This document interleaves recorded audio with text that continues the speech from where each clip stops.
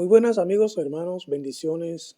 Bienvenido una vez más a este tu canal Palabra de Vida en la Crisis con una nueva temática de la escuela sabática, el anhelo de Dios en Sión. El anhelo de Dios en Sión es la lección que corresponde para esta semana y te invitamos a que te quede con nosotros para que juntos podamos analizarla. No te muevas.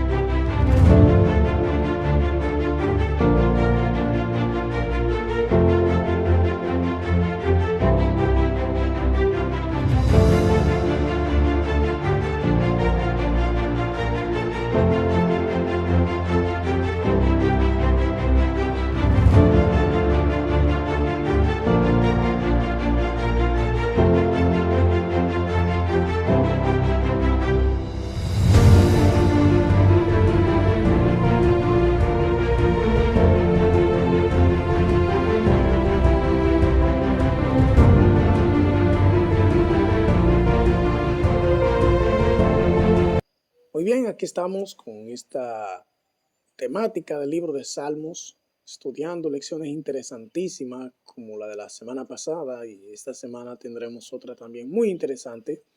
Estudiaremos el anhelo de Dios en Sión, vinculado al libro de Salmos. Pero antes de abrir la palabra de Dios, vamos a encomendarnos en sus manos para que al abrirla podamos tener su dirección. Oremos. Nuestro Dios, nuestro Padre que estás en los cielos, Señor, gracias por esta oportunidad, este privilegio que nos das de abrir tu palabra, estudiarla, analizarla y ver en ella, Señor, tu camino, tu voluntad hacia cada uno de nosotros. Te imploramos, por favor, que nos guíes en ella. Te lo imploramos en el nombre de Jesús. Amén. Amén. El anhelo de Dios en Sión. Y ahí aparece en la imagen de la lección una ciudad con un camino y personas yendo hacia ella. Y el versículo de memoria para esta semana es: anhelo y ardientemente deseo los atrios del Señor. Mi corazón y mi carne cantan al Dios vivo. Salmos 84, 2. Sión era el centro de adoración del pueblo de Israel, de Judá en este caso. Y todos los caminos, por así decir, conducían hacia allá. Pues Sión era el centro de educación, formación, era el centro de la economía judía en los días del salmista y más adelante también. Y de algún modo, todas las esperanzas y el deseo de cada israelita, pero en este caso de manera muy directa, de David, era estar cerca del Señor y algo especial, y es que sabemos que de algún modo el Señor se manifestaba en el santuario. De hecho, Éxodo 25:8 dice que haránme un santuario y habitaré en medio de ellos. Pues la intención de Dios al establecer un santuario aquí en la tierra era tener su presencia más cerca de nosotros.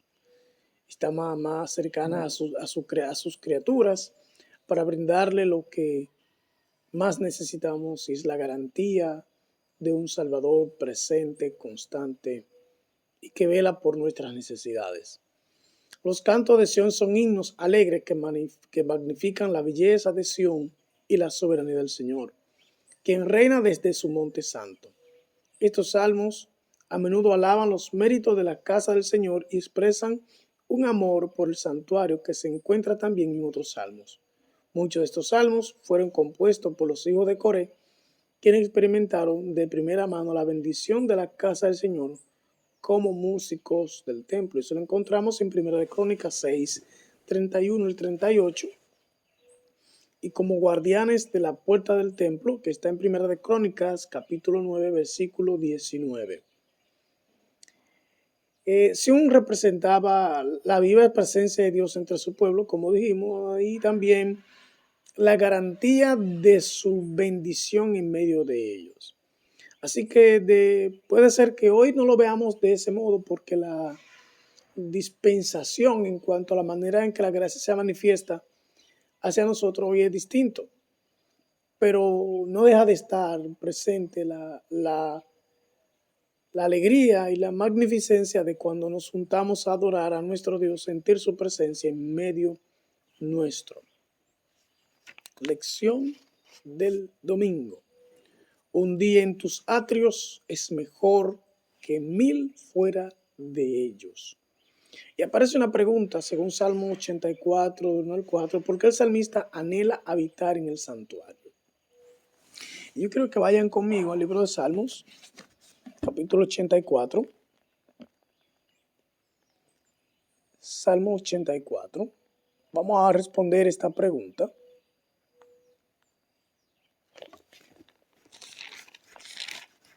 Dice de la siguiente manera: cuán amables son tus moradas, oh Jehová de los ejércitos. Anhela mi alma y aún ardientemente desea los atrios de Jehová. Mi corazón y mi carne cantan al Dios vivo. Aún el gorrión halla casa y la golondrina nido para sí, donde ponga sus polluelos en sus altares, oh Jehová de los ejércitos, Rey mío y Dios mío. Bienaventurados los que habitan en tu casa, perpetuamente te alabarán. Este salmo, esta canción del salmista, de hecho hay un canto por allí que unos hermanos compusieron acerca de eso, muy bonito, no lo recuerdo ahora, así de manera muy específica la música, pero es muy bonito lo que expresa este salmo, que el anhelo y el deseo ardiente de estar en la casa de Dios representaba para Israelita la consumación de sus planes y proyectos de vida. Porque la intención de los hijos de Dios, especialmente en los días de los escritores de los salmos, era ver esa magnificencia de Dios manifestarse en el santuario, de manifestarse allí, porque era la garantía de que todas sus promesas de algún modo iban a girar en beneficio de Israel. Y el Salmo continúa hablando específicamente de eso, de lo que representaba para ellos estar allí de manera continua.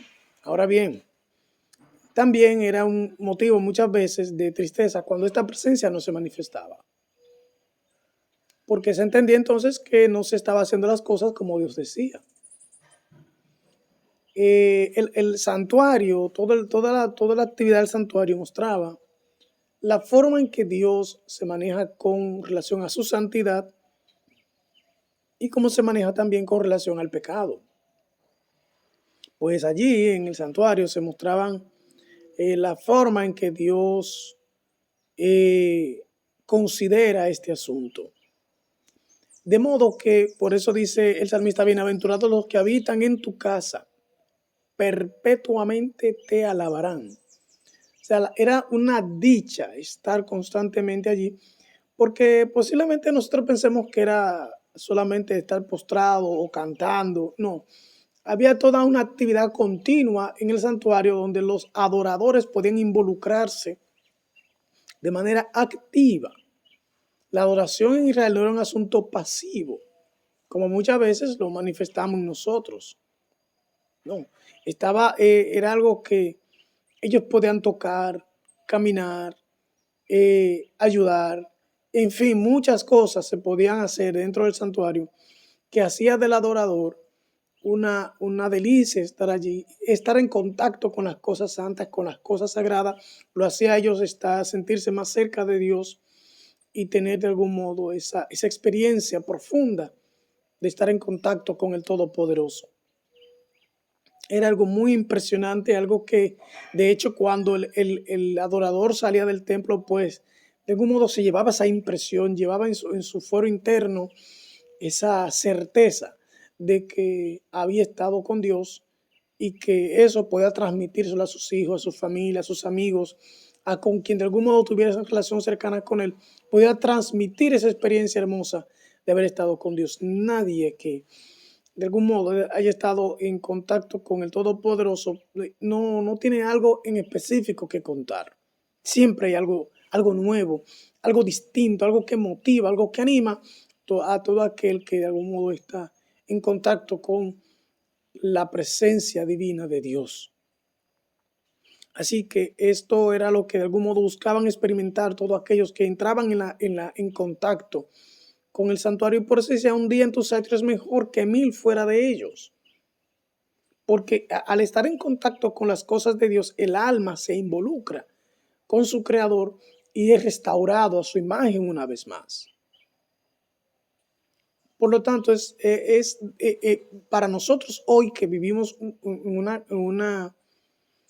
una, vamos a decir, dinámica distinta, el sábado representa esto para nosotros. El sábado representa esto para nosotros, que no solamente es un día para cesar de las actividades físicas, sino es un día donde podamos estar más en contacto con nuestro Dios, más cercano a Él, con más tiempo para adorar, con más tiempo para hacer actividades que tengan que ver con la santidad de Él. Definitivamente es un paralelo muy interesante el que nosotros podemos ver en el sábado, que se daba muy bien también en el santuario, y por eso podríamos decir que más vale un sábado a la semana que 7 días sin el Señor, ¿no? Y de eso los adventistas podemos disfrutar de manera semanal de tener ese contacto más directo con nuestro Dios, con su palabra, con su Santo Espíritu, con los hermanos en este día, en el día sábado. Por eso no debemos ver el sábado como una mera liturgia que nosotros observamos cada 7 días, sino una oportunidad que tenemos, una bienaventuranza de poder estar en contacto con nuestro Dios, con nuestros hermanos, con nuestra familia, y de algún modo poder disfrutar este día y tener una experiencia tal que no deseáramos que se fuera, sino que desearíamos que al inmediatamente cumplirse estas 24 horas sagradas, ya anhelaríamos que las próximas 24 se acerquen lo más rápido posible, porque tener esa experiencia con Dios de manera tan directa, pues gustar de Dios, disfrutar de Dios, es el anhelo de toda criatura. Lección del lunes. Oren por la paz de Jerusalén.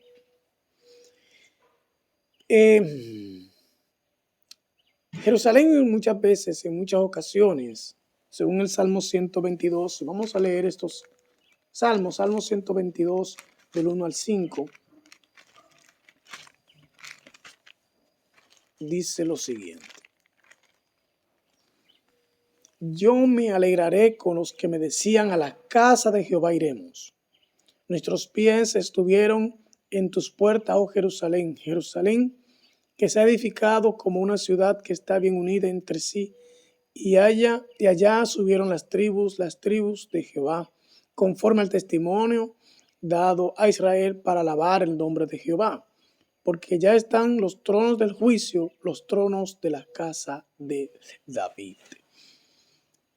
Este salmo, pues anima a que de algún modo los adoradores vean en Jerusalén esa fortaleza, ese ánimo de estar allí siempre en la casa de Jehová, y ver esta majestuosidad ya edificada por Salomón, que representaba una de las 7 maravillas de ese tiempo.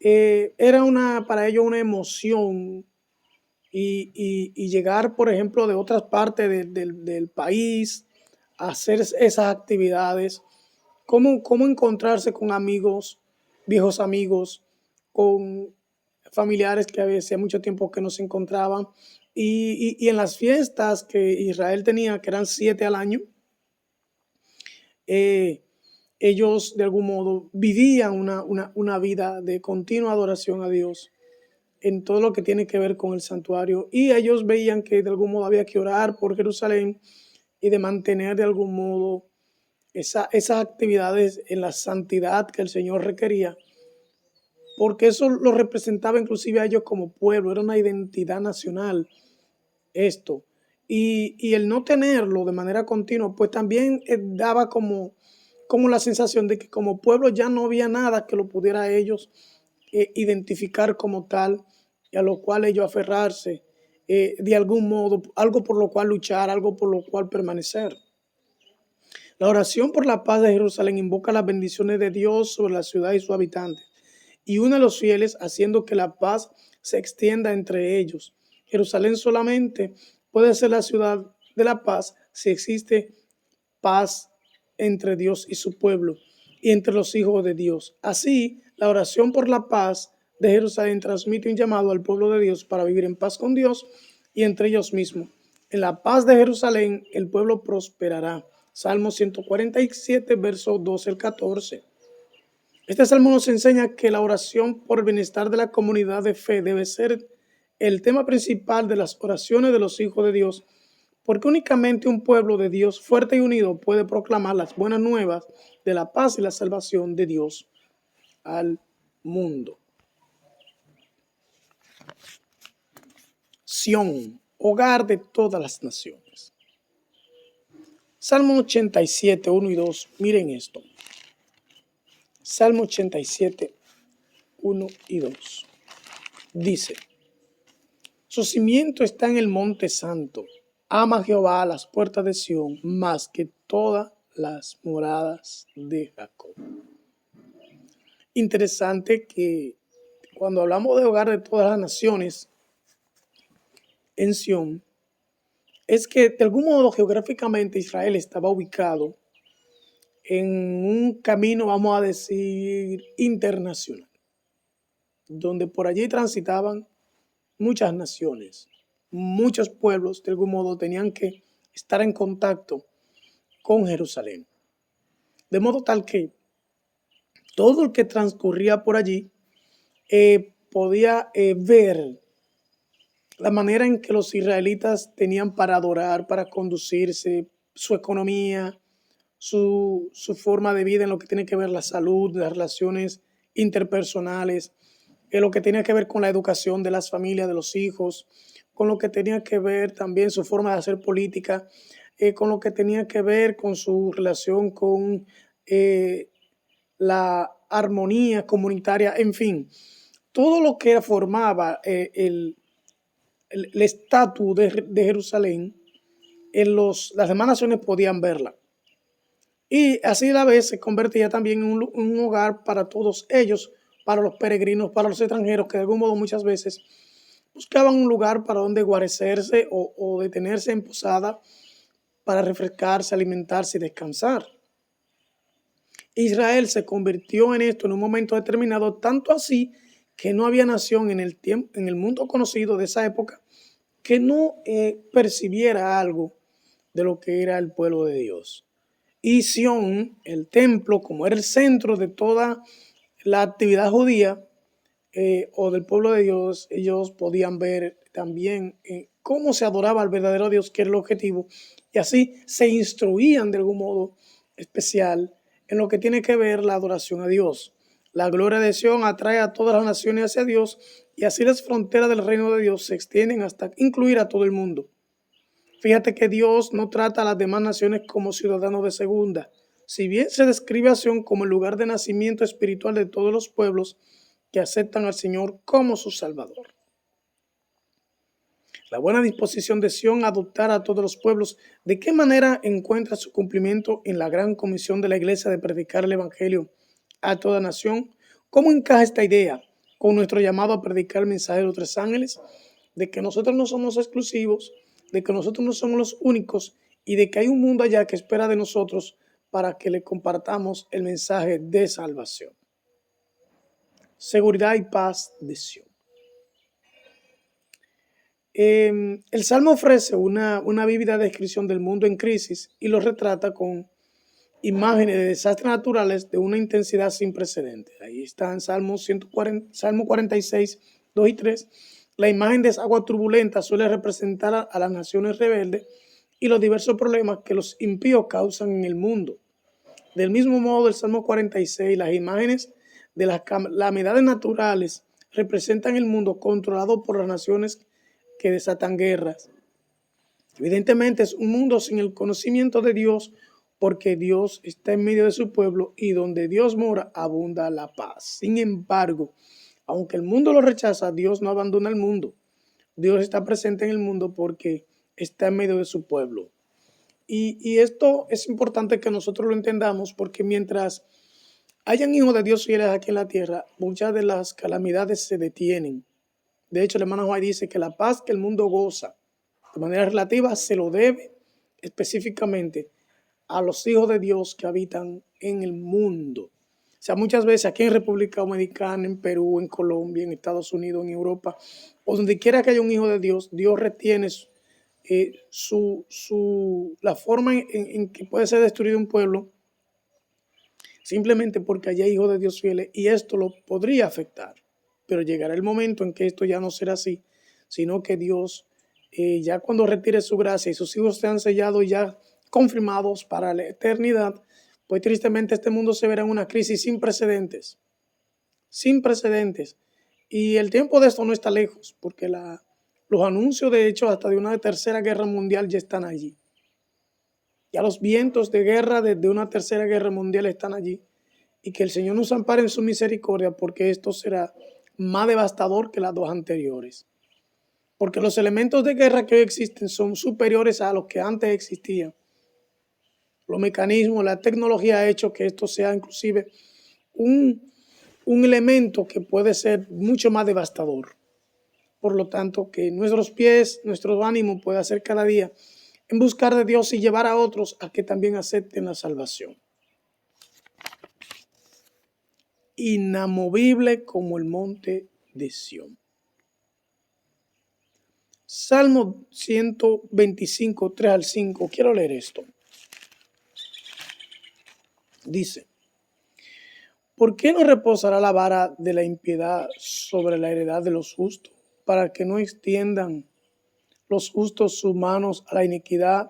Haz bien, oh Jehová, a los buenos y a los que son rectos en sus corazones, mas a los que se apartan tras sus perversidades, oh Jehová, los llevará con los que obran iniquidad. Paz sea sobre Israel.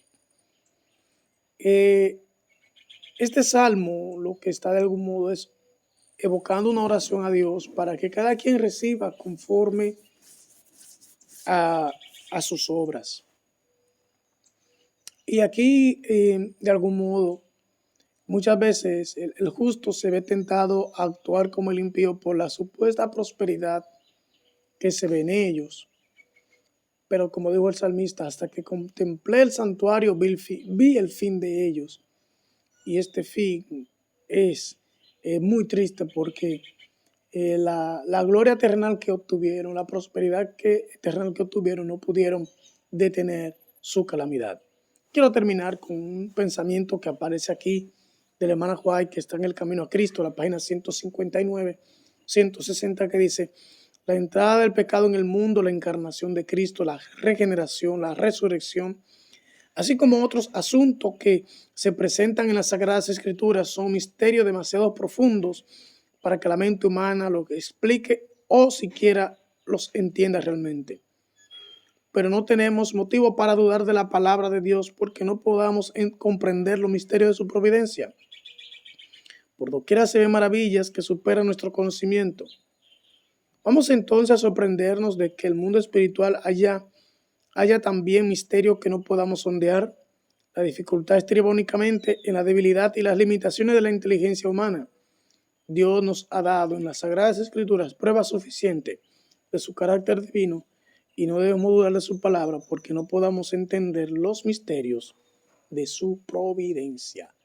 Así que el Señor nos ayude durante esta semana a mantener una estrecha relación con Él, a no dudar de su providencia hacia nosotros, y aunque nos encontremos en dificultades, recordemos que Jesús dijo: yo estoy con ustedes todos los días hasta el fin de este mundo.